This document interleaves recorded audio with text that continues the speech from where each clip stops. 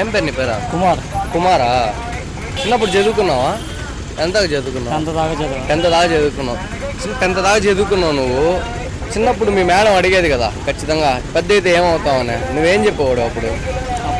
అప్పుడు ఏం చెప్పేవాడు? గమ్ముకుండేవాడు. కొట్టలా అప్పుడు గమ్ముకుంటే? ఎందుకు కొడతారు అంటే నీ సరే వాళ్ళు అడిగితేనే కాదు, నీకేమనిపించేది చిన్నప్పుడు? ఏమవ్వాలనుకున్నావు నువ్వు? నేనా? డాక్టరా?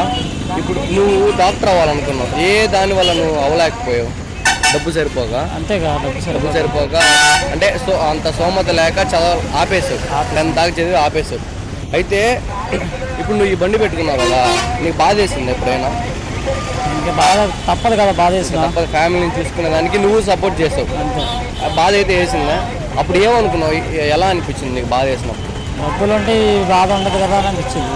ఖచ్చితంగా సంపాదించాలనుకున్నావు. ఇప్పుడు నీకు ఇంకా వయసు అవ్వాలా, చాలా ఉంది వయసు, ఇంకా చిన్నపిల్ల అంటే తక్కువ ఏజే నీకు. ఇంకా ఫర్దర్గా ఏదైనా చేయాలనుకుంటున్నావు ఈ బండితో ఆగకుండా? ఇంకేదైనా ఇదేనా జీవితాంతం? ఇదేనా? ఇంకా ఎదగడానికి ఏదైనా ట్రై చేయొచ్చు కదా. చాలా హ్యాపీగా ఉన్నావా? బాధ అయితే లేదా ఇప్పుడు?